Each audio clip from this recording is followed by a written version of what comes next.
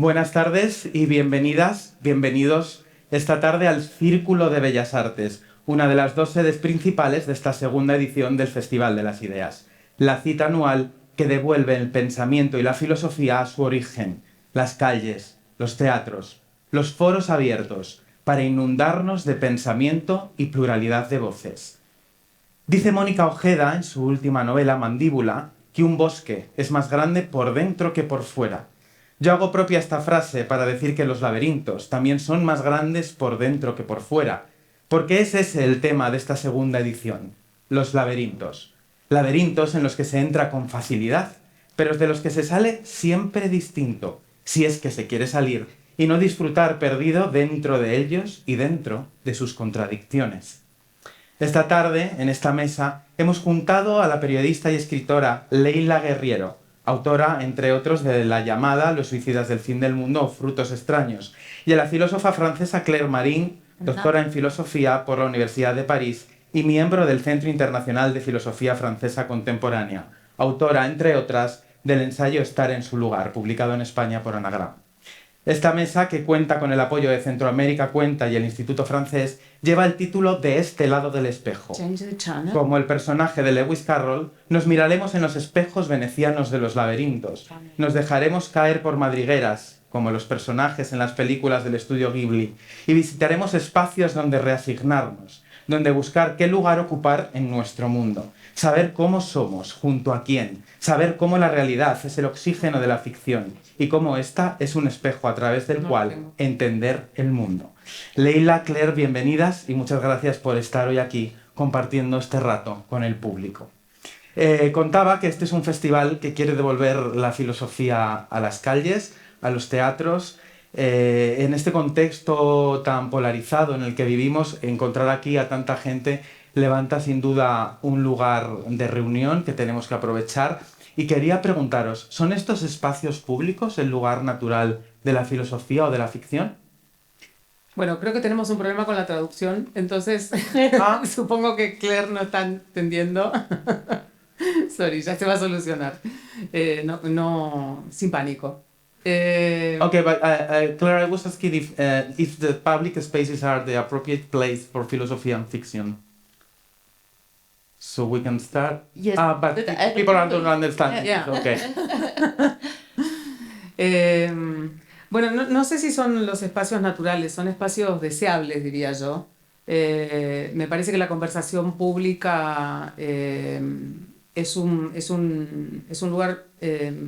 Yo hablo por mí, no hago lo que hago, que es escribir no ficción, para cambiar el mundo, para modificar, con esa ambición un poco mesiánica, ¿no? De partir de la base de que lo que hago puede llegar a modificar alguna cosa. Si algo bueno se modifica, si algo bueno pasa, genial, abrimos champán o vino o cerveza y festejamos. Pero no lo hago por eso y creo que de hecho la mejor manera de que eso no suceda, o sea, de que algo no se modifique, es tener la intención desde la escritura del texto, de que eso suceda, porque uno termina estableciendo más un panfleto que un texto de no ficción. Pero sí me parece que el espacio el eco natural, digamos. Ahora tenemos problemas de sonido, además. Bien. Ahí estamos. ¿Ahora? ¿Ahora estás escuchando, Claire? No. No. Bueno, es lo que tiene el directo. Es lo que tiene sacar de nuevo la filosofía a los calles. Claro. A los peripatéticos, y supongo que esto no les ocurría porque Megaponía no tenía. No, bueno, para terminar un poco la idea, lo que decía es que si bien yo no hago esto, y creo que cualquier colega que haga no ficción no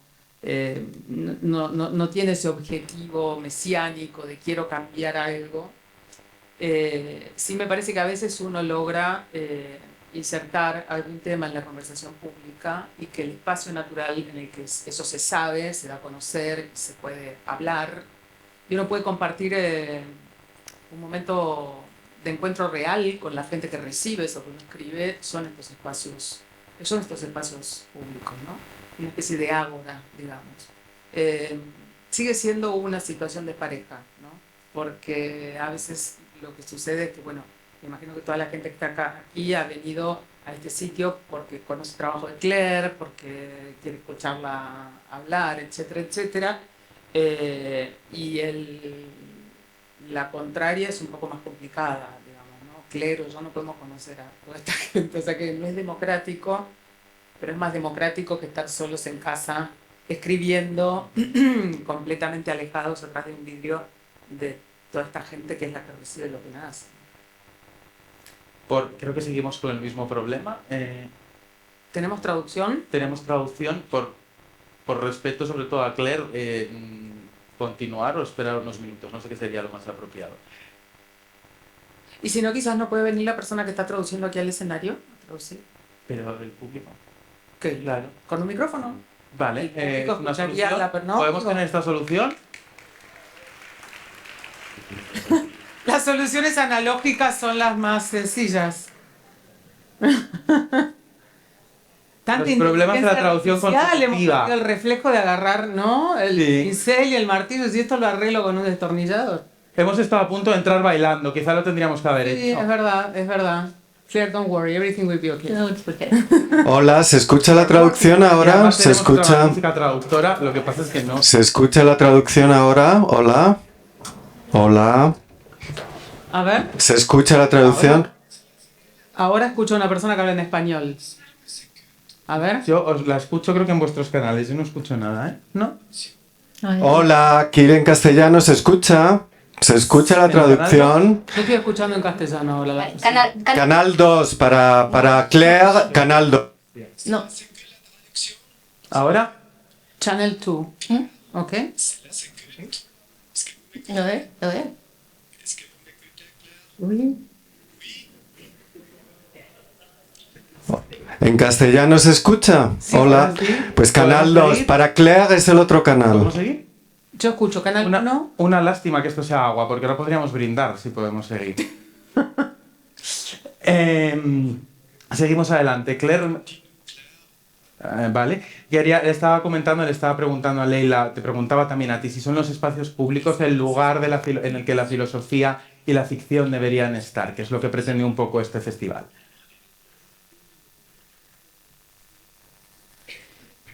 Alors, je suis pas sûre d'avoir compris. Est-ce que les espaces publics... La cuestión es si los espacios públicos son el lugar de la filosofía y de la ficción, C'est la fiction qui doit investir... o dans la les ficción publics. que debe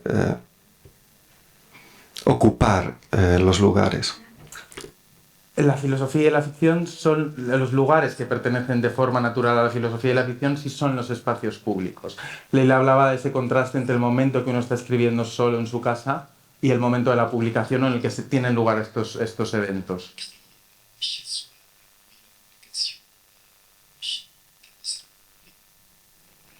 Alors, je ne sais pas si ça fonctionne de la même manière pour la fiction et la philosophie. La philosophie, elle naît dans l'espace public, historiquement. La filosofía ha nacido en el espacio público históricamente. C'est des dialogues. Son diálogos, son intercambios y se convierte luego en escritura, en el origen. Un art de la parole. Hay un arte de la palabra y una visión idealmente democrática, el hecho de poder dirigirse a cualquier persona. Así que en su espíritu la filosofía occidental se funda en el espacio público. Luego, ciertamente, históricamente, se ha retirado a lugares más restringidos. Hoy se puede plantear la cuestión de cuál es el lugar de la filosofía en el espacio público. Y si hay filósofos en la ciudad o en la polis hoy, quienes representan esas vías filosóficas, y hay una cierta restricción también. Por retomar un poco el tema que hablábamos ahora, hemos estado hablando antes de subir al escenario, comentábamos un poco cómo la tecnología y cómo la hiperconectividad, la necesidad de contarlo todo, de ocupar lugares, de mostrarlos, de mirarnos en el espejo y de mostrarlo en redes sociales, afecta a nuestra manera de entender el mundo. ¿Cómo está afectando esto también en el pensamiento y en la ficción?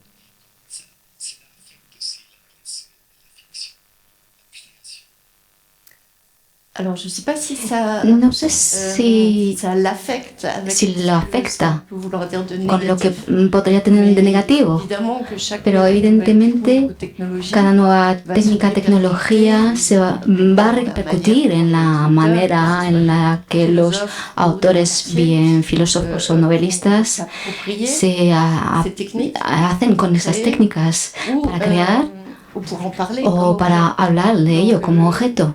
Saber si va a crear, bueno, desde mi punto de vista, no crea algo en el día a día para cada uno de nosotros, pero como objeto de análisis, como soporte de trabajo,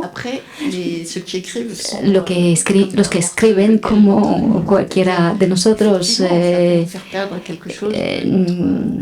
cada uno, bueno, con cada uno podemos hablar algo de sentido crítico, de capacidad de descifrar las imágenes, si son masivas, tan numerosas y que no suceden tanto. La cuestión hoy en día es el lugar de esas imágenes muy específicas, casi desde la intensidad, el impulso, la descarga eléctrica, casi esas imágenes no están hechas para analizarlas. Esta es la dificultad a la que se enfrentan los autores y los filósofos.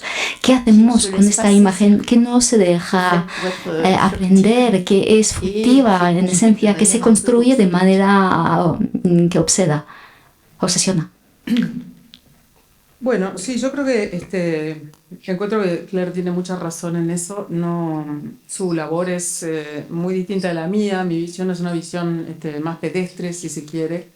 Yo creo que lo que pasa con las redes sociales y la aceleración de la vida que eso implica es que se pierde o se perderá para siempre, quizás, algo que para un periodista, para un escritor de no ficción, es sumamente importante, y creo que para la gente del común también, que es el criterio propio, ¿no? Me parece que la gente pastorea en sus redes sociales compartiendo likes y me gusta con gente que piensa como ella. No están dispuestos a confrontar con alguien que piense distinto, se pierde el pensamiento crítico. Eso es un gran sarcoma, creo yo, en el tiempo presente. Y por otra parte, las redes también hacen que uno se esté mirando a uno mismo todo el tiempo, ¿verdad? Se pierde mucho el registro de lo que está fuera, de ese mundo.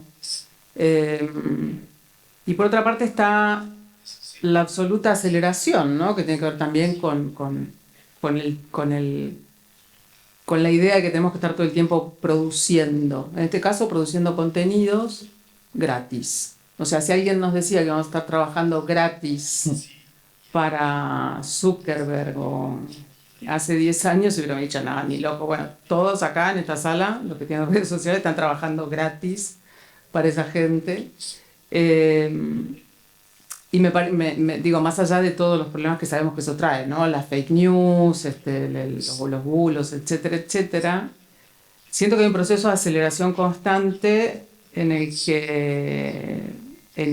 que toda esa concentración que antes podíamos dedicar a, no sé, leer un libro o mirar un programa de televisión o tener una sobremesa larga, queda completamente drenada en ese loop infinito de aceleración, digamos, y de contemplar que cada 30 segundos qué dijeron del posteo que hice en Instagram, del video que subí a TikTok, etc. Como para mí todo eso no forma parte de la vida que yo quiero, yo no tengo redes sociales, uso WhatsApp solo con mis amigos y mi familia, no uso para nada la inteligencia artificial. Hasta ahora Google me da todo lo que necesito, que es bastante. Creo que cada uno sabe cómo preservarse, salvo que la humanidad se haya olvidado de cómo preservarse por completo. Y a mí desde siempre me pareció una brutalidad absoluta entregarle datos y datos y datos a un ente que se los traga y me los devuelve deformados, digamos, ¿no? Y me dice lo que quiero escuchar, sobre todo. Sin duda, las redes sociales configuran un nuevo lugar que hace unos años no existía. No sé si llega a ser un no lugar, como decía Marc Augé, porque los lugares se significan, no son nuestros, como decía Foucault con su concepto de residencias. Ocurre también con la literatura, cuando parte de sucesos muy concretos, es el caso de las novelas de Leila. En este mismo festival se inauguró el jueves pasado con una conferencia sobre Pankaj Mehra, hablando también de esta neutralidad y de este nuevo concepto de guerra civil global que tenemos actualmente. En este lugar, en este contexto, ¿es posible que la literatura o el pensamiento no ocupen lugares, no se posicionen de alguna manera? ¿Vos querés decir que la literatura o los artefactos creativos no terminen, si es posible que no sean un manifiesto? Imposible que un panfleto. No, tu pregunta es esa. Sí, si es posible que no lo sean. Sí, es posible. Sí, por supuesto que sí. Yo creo que sí. Me parece que es un camino que cada creador tiene que tomar. Creo que de todas maneras no hay ningún artefacto creativo que valga realmente la pena, que no tenga una mirada potente del creador o la creadora detrás de eso. Pero no creo que toda situación narrativa, sea esta una escultura, una pintura, una película, un libro de ficción o de no ficción, tenga que ser un panfleto, un manifiesto o una toma de posición acerca de determinadas cosas, ¿no? Creo que el espacio de la creación es el espacio de la libertad. Por supuesto que dentro de eso puede haber cosas horribles, muy mal hechas, y eso, bueno, no es creativo, no es algo creativo que valga la pena. Pero pensemos en el mejor de los mundos posibles, en las buenas obras, digamos, y yo creo que ahí no necesito ir al cine a ver digo, yo soy fanática de David Lynch, ¿y cuál es el manifiesto, el panfleto que está haciendo David Lynch? Bueno, falleció, pero digo, es un director que a mí me conmueve, me mueve. Lo único que la única obligación, supongo que tiene un artefacto creativo que a uno le interese, es que te inquiete, para bien o para mal, que te produzca perturbación, buena o mala. Bueno, otra cosa no, pero David Lynch inquietar todo lo que queramos. ¿Cómo? David Lynch inquieta todo lo que queramos. No, claro. ¿No? Podría mencionar a muchos otros. Pero eso es otra mesa. Estábamos hablando precisamente de qué manera puede significarse el pensamiento en este contexto actual. ¿Cómo elle peut se manifester ou s'exprimer? Tengo que cambiar de canal. Es que... Je suis pas sûre de comprendre. No sé si he entendido bien la traducción. ¿Tú lo escuchas, Leila? Ahora. La question, c'est comment la pensée peut se signifier, se faire remarquer dans ce contexte. Ah, d'accord. Efectivamente, son espacios donde es difícil para el pensamiento, para que se pueda manifestar, como la decía, por la temporalidad, el pensamiento de circuler. Tiene que circular, no solo ser dogmático y sin cuestionamiento. El pensamiento necesita un tiempo, una temporalidad para entender lo que se quiere decir, para encontrar las palabras adecuadas, para que la persona a la que nos dirigimos entienda. Y ahora ya estamos en una esfera, bueno, por seguir hablando de las redes sociales, es una esfera donde específicamente esta temporalidad y incluso este esfuerzo mínimo, actividad mínima, de reflexión del que recupera la información. No hay, no vemos las redes sociales para pensar o para reflexionar. Vemos imágenes esencialmente, a veces imágenes en movimiento, pero no tenemos elementos. El funcionamiento de las redes sociales en su funcionamiento hipnótico, casi fisiológico, como la descarga, como decía antes. Y hay otra cosa, sabemos el tipo de sensaciones que buscamos ahí y por qué nos enganchamos con las redes sociales. Así que sí hay espacio, lugar para el pensamiento, son lugares que hay que inventar en esas plataformas, pero que por mí no existen, o en pequeños espacios, pero las grandes redes sociales abren poco espacio para la reflexión. Haría falta un tiempo más largo para poder expresar algo que sea realmente una reflexión.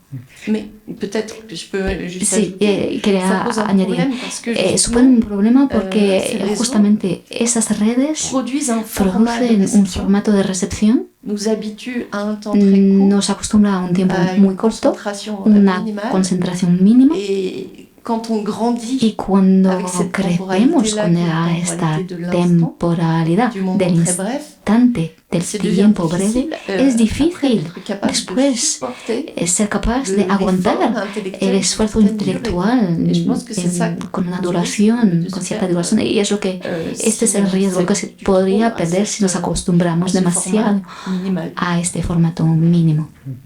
Claire, perdón, ¿puedo decir algo? Encuentro mucha razón en lo que tú dices, y pienso que hay una gente que es la gente de nuestra generación que está muy preocupada por esa situación, pero la gente de generaciones más jóvenes que nació al mundo con redes sociales y que no está preocupada por las horas que pasa en pantallas, en algún momento va a ser la gente que produzca cultura, pensamiento.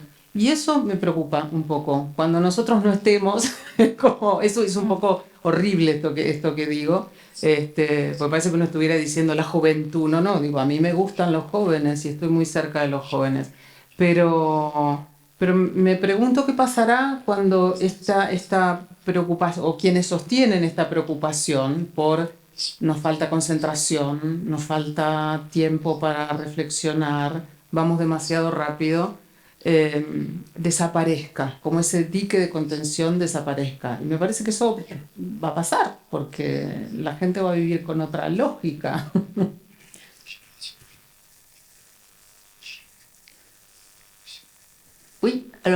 Sí, luego a lo mejor si intentamos ver el aspecto positivo, es posible que precisamente inventen maneras que nosotros no tenemos en mente porque precisamente estamos fuera de la práctica cotidiana de esos usos, porque ya no sabemos el uso que hacen ellos de la inteligencia artificial, así que podemos esperar que haya fases y que a lo mejor se cansen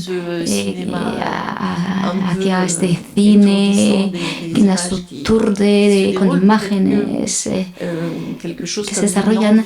A lo mejor entran unas ganas de profundidad, de duración que pueda aparecer, pero es verdad que hay que hacer el esfuerzo en algún momento con la concentración larga del aprendizaje, que ya no parece útil. ¿Por qué esforzarse? ¿Por qué aprender cosas que ya tenemos a mano? Se va a aprender de otra manera, pero seguiremos aprendiendo. A lo mejor vamos hacia una pasividad cada vez mayor, con vértigo, donde desaparezca el espíritu crítico. En este contexto estamos hablando de espíritu crítico, estamos hablando de cómo afectan las redes sociales a la literatura y al pensamiento. Hay algo muy importante de vuestra labor como escritora, como filósofa, que es ayudarnos, o cómo la lectura nos ayuda a ponernos en el lugar del otro. ¿Puede que sea esto lo más difícil de todo, de vuestro trabajo? ¿Ayudar al otro a ponerse en el lugar de otra persona? ¿Puede eso verse afectado con este contexto que estamos viviendo?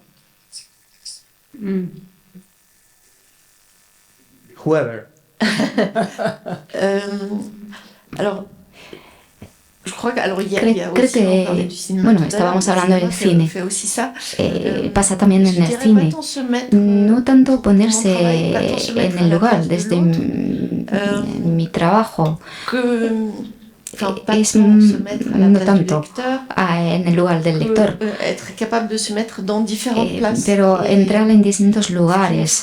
Lo que me llama la atención, después de lo que acabamos de decir, como lo decías tú, ahora estamos encerrados en una burbuja de similitud. Pensamos acceder a una alteridad que es ficticia, que no nos cuestiona, que no nos inquieta. Y esto es lo que está en juego hoy en día, ayudar a los que están bloqueados en esas burbujas para que puedan salir.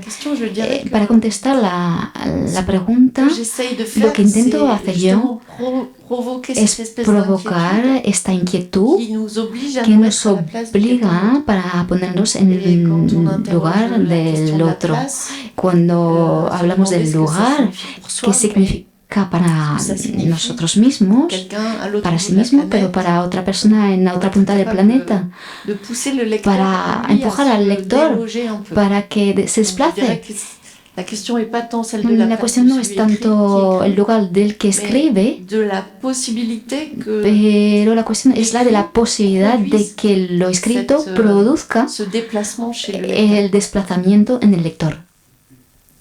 Sí, yo creo que esta idea de ponerse en el lugar del otro es bastante imposible. No, yo en mi trabajo no intento ponerme en el lugar del otro, ni tampoco que el lector se ponga en el lugar del otro, porque no busco la complicidad con lo que estoy viendo, ni busco que el lector sea cómplice o acuerde con lo que yo estoy mirando.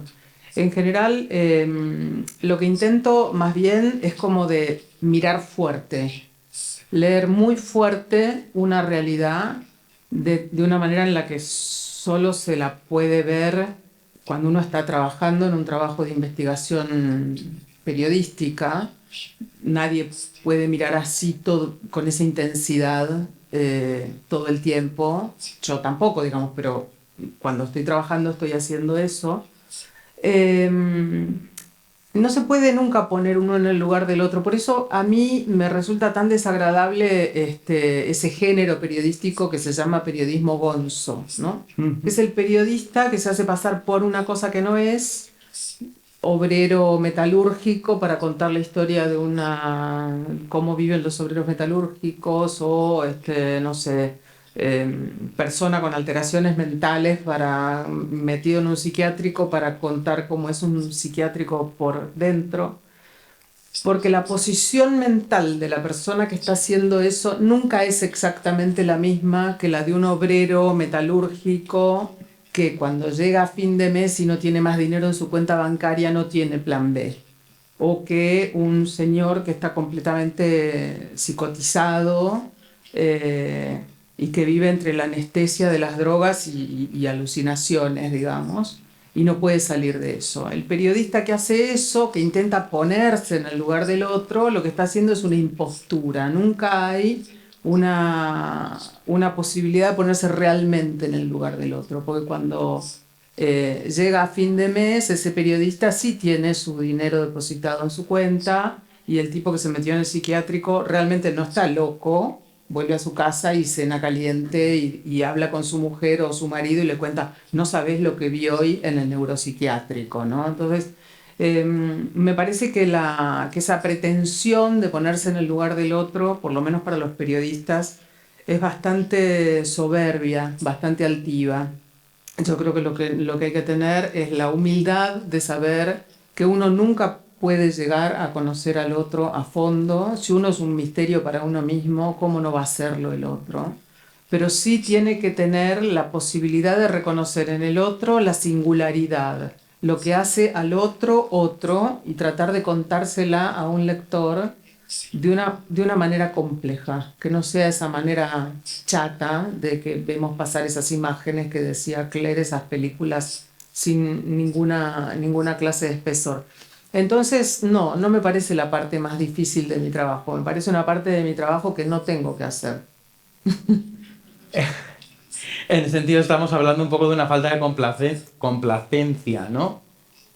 En ese sentido estamos hablando de una falta de complacencia frente no solo a la persona que tienes delante, sino también frente al lector. Sí, es necesario un poco para ponerles contra las cuerdas y para hacer a la gente que avive.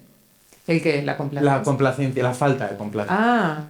Bueno, yo soy una persona bastante impiadosa en todos los términos de mi vida, incluso conmigo misma. Creo que no hay que disfrazar que no hay que disfrazar, a ver, para ser corta y sencilla, creo que yo por lo menos trato de escribir para un lector que sea más inteligente que yo. Siempre trato de pensar en alguien que es más inteligente que yo. Y eso hace que la complacencia no forme parte del paisaje. A mí los autores que me desafían, que me inquietan, que me perturban, son autores de toda clase de cosas, ¿no? De pinturas, de filosofía, de cine. Son personas que no me tienen pena y que no le tienen pena lo que están contando. Hay muchas cosas de la vida que me dan mucha pena, pero si tuviera que contarlas, mi mirada sería completamente distinta. Uh-huh.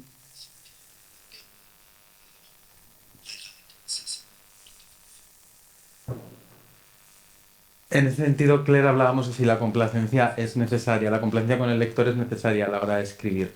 No sé cómo te tomas eso. Si tú también piensas en un lector, una lectora que sea más inteligente que tú para desafiaros mutuamente.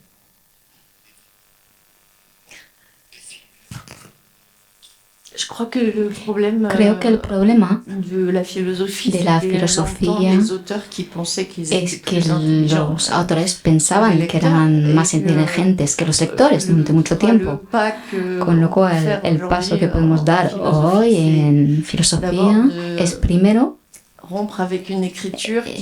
romper con una escritura que excluía a una parte de los lectores, porque era muy técnica, pretenciosa, con jerga. En el enfoque de la escritura, si hacemos un esfuerzo específico, es el de la claridad, de la asequibilidad.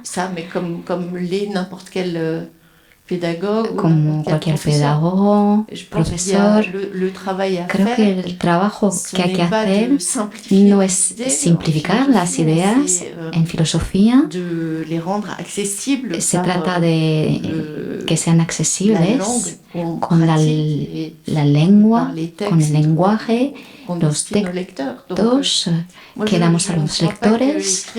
No creo que escribir de manera técnica sea necesario para decir cosas complejas. En este sentido, el esfuerzo que hay que hacer es el de la escritura en sí. Cuando nos esforzamos por escribir de la manera más clara posible, es una apertura, una acogida al lector, al contrario de la filosofía clásica que tenía muy pocos lectores. En este sentido, Claire, ¿la ficción es un apoyo a la hora de desarrollar un escrito que tiene más que ver con el pensamiento?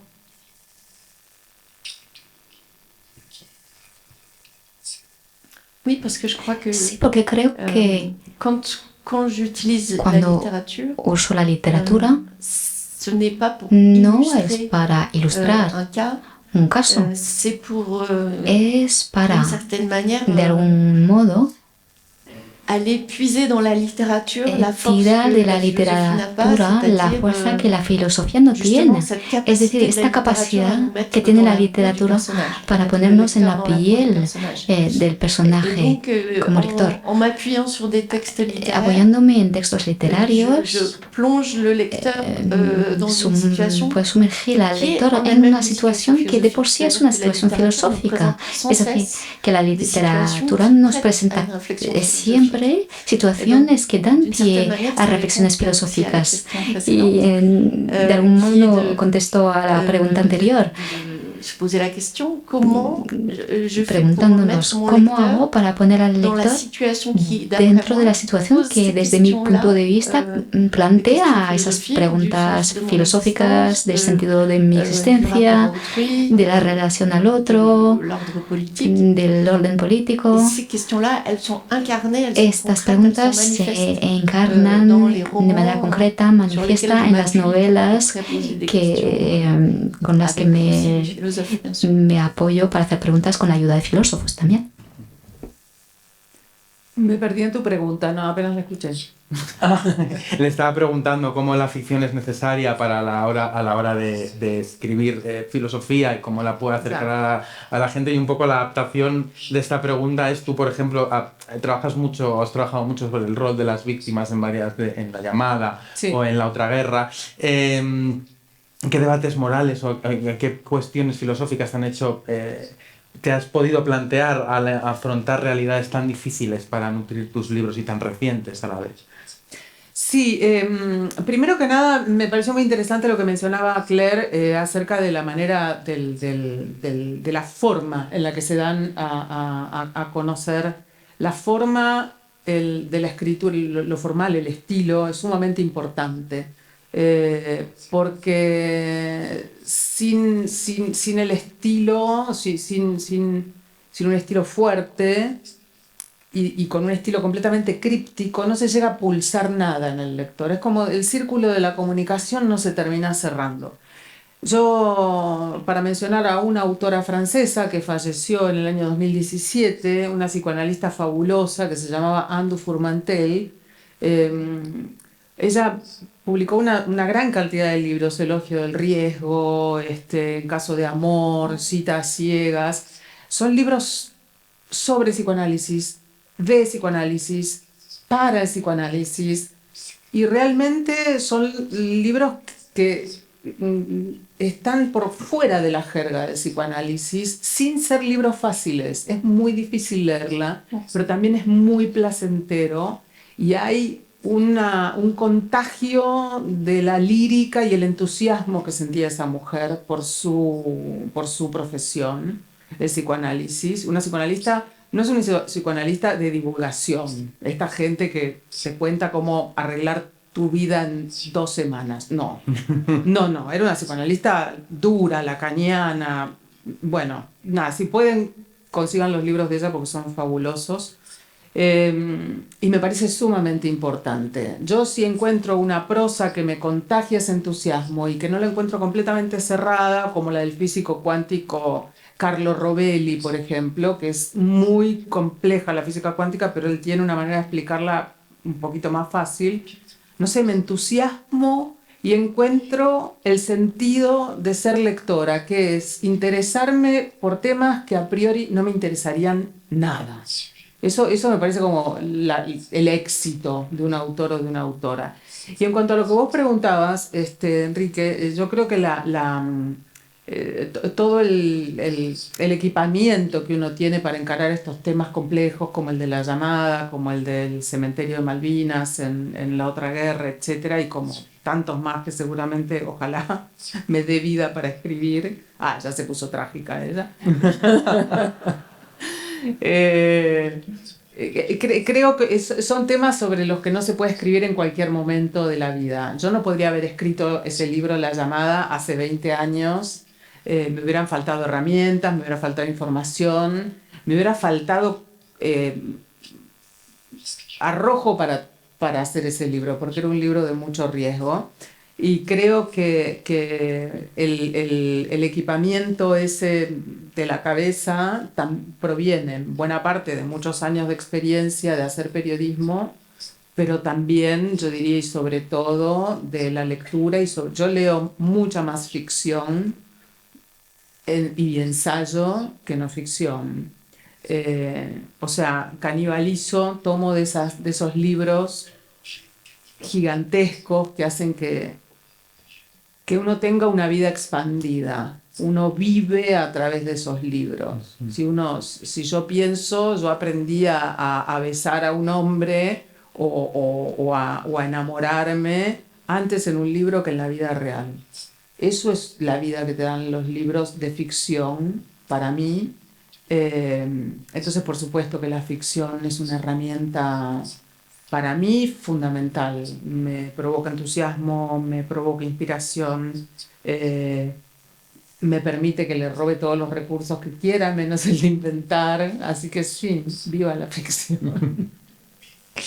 En ese sentido, y ya para ir terminando, hablas, Leila, y también está presente en la obra de Claire, lo cotidiano, la importancia de lo cotidiano, ¿no? Del día a día a la hora de sentarse a escribir, la verdadera dimensión que tiene el día a día, ¿no? Es algo sobre lo que, por ejemplo, Carmen Martín Gaite aquí también trabajó mucho. ¿En qué sentido lo cotidiano se influye?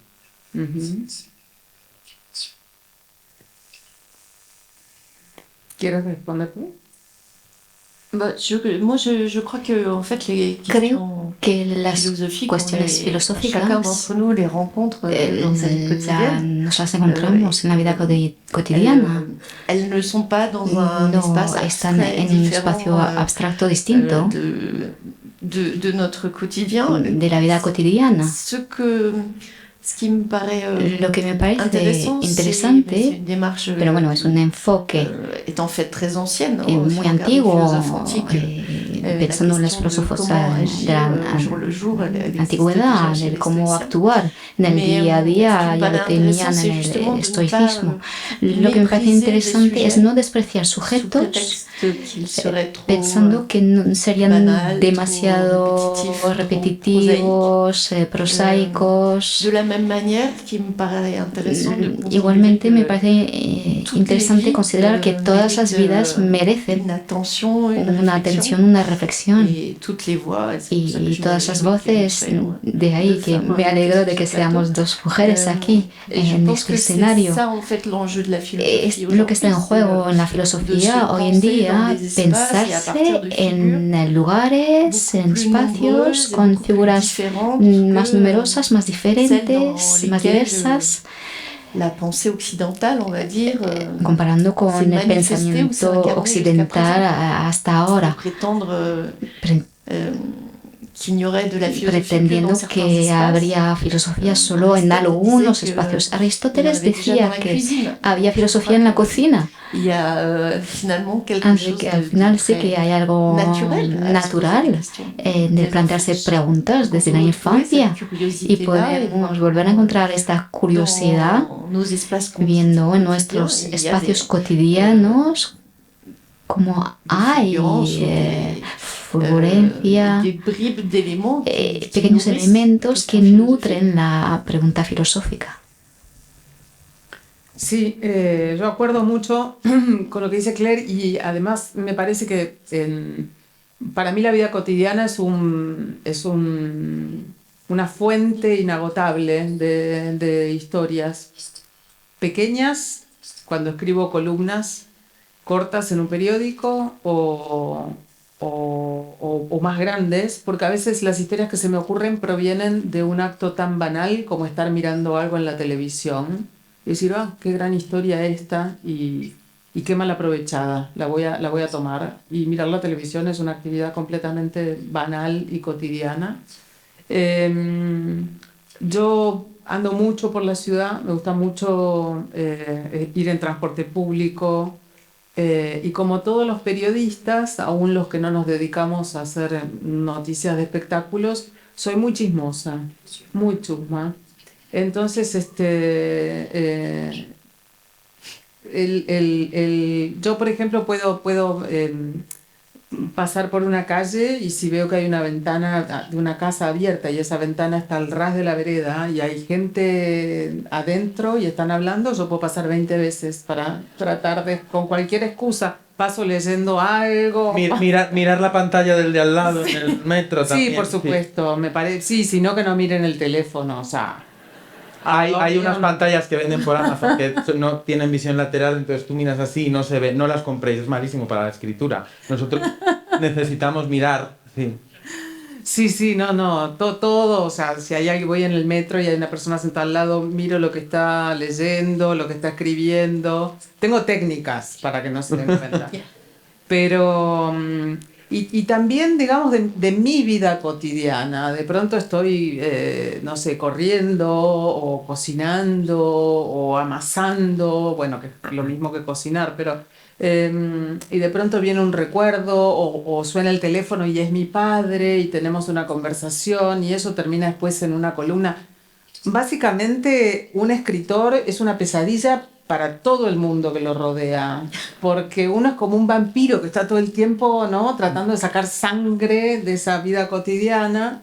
Sí, y por otra parte, yo tengo un respeto enorme por la rutina. Yo soy una persona muy metódica y muy disciplinada y creo que no podría haber hecho muchas de las cosas que hice si no hubiera sido metódica, disciplinada, si no tuviera horarios de trabajo muy claros y una agenda. Y eso es una rutina sagrada. A mí me parece que está bien eso, no me parece una vida de menor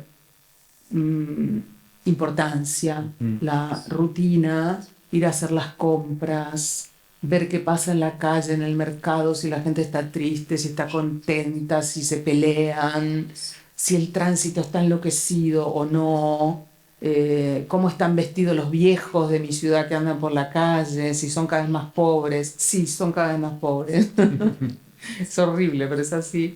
Entonces sí, yo tengo un enorme respeto por eso que se llama cotidianeidad. Finalmente ahí es donde vivimos, no tenemos otra vida, no estamos todo el tiempo pintando el techo de la Capilla Sixtina. Ni siquiera mirándolo. No, ni siquiera mirándolo. Bueno, Claire, Leila, muchísimas gracias por estar aquí esta tarde en el Festival de las Ideas. Las dos autoras firmarán libros ahora abajo en la tienda del vestíbulo del Círculo de Bellas Artes. Tomo la palabra a Leila, quien también le he escuchado decir que escribir es salir del mundo. Desde aquí os aconsejamos que abráis las puertas de este teatro o que os quedéis dentro, pero que de alguna manera salgáis al mundo y que disfrutéis de los 2 días de la maravillosa programación que le quedan a este festival. Muchísimas gracias. Gracias, Enrique. Gracias, Claire.